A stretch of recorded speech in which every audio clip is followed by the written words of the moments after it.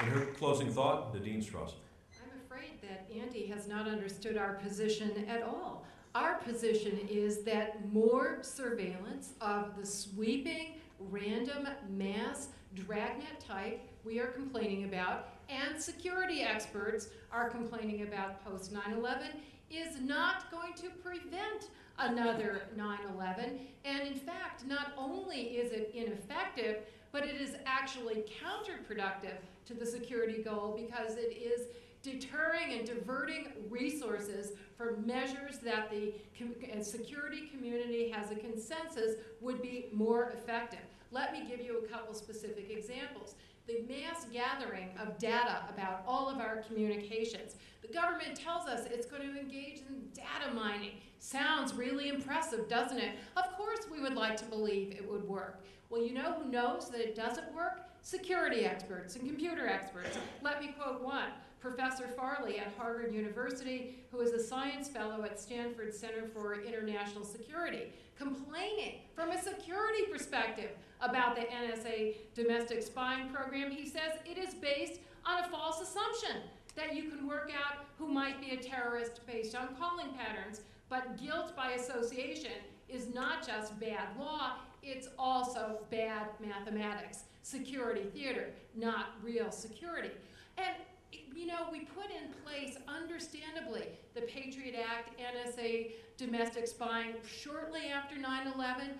Government officials, to their credit, wanted to do something to at least make us feel more secure, but you can't do anything meaningful until you have looked at what the actual causes were of that horrible catastrophe on 9/11. And that kind of analysis was not done until much later by the Joint Intelligence Committees of both houses of Congress and by the Bipartisan Citizens Commission. And they did not recommend the kind of mass surveillance measures that have been advocated by our proponents. And in fact, again, the common sense, concrete steps that all of us blindly assume have been taken have not, in fact, been taken.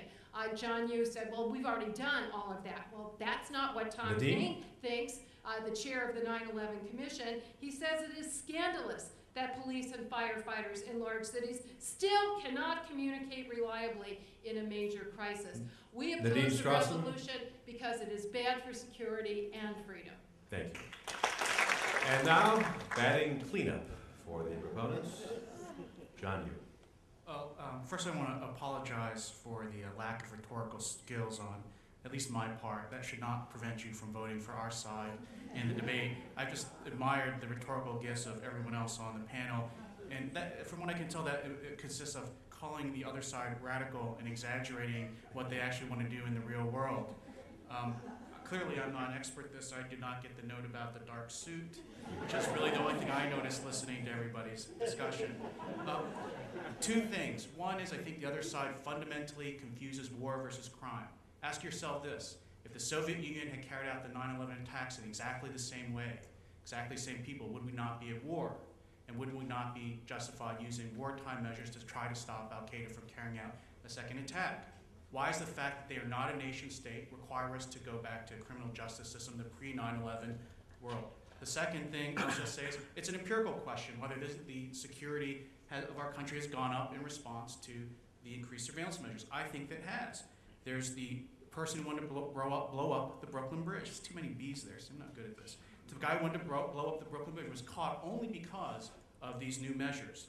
That guy who wanted to carry out terrorist attacks in Florida and Southeast America, the United States, who fled the country, he was only identified and an alert went out only because he was identified through these expanded surveillance techniques. So there's still more we can do. One thing I would like to do is end as we began. I think the FBI is utterly incompetent. It's because they try to do drug dealing, white-collar crime, which I'm sure is of interest to many of you in New York, and all kinds of other things, and counterterrorism. The reason we keep them all together is out of civil liberty concerns. I would say let's get rid of the FBI, create a real national security counterterrorist agency, and let the states and the states control drug crimes, white-collar crimes, and get the FBI out of the job of trying to do bank robberies and kidnappings. I think that makes no sense. That's an improvement we can make, but would require you to vote for our side. That concludes the closing arguments. Now it's time for you, the jury, to vote once again. after the debate, 39.5% were for the motion. So a bit of a movement toward your direction.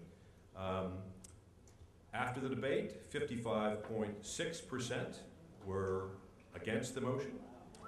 So and undecided. This shows you how good our panelists were. Undecided, less than 5%. So, congratulations.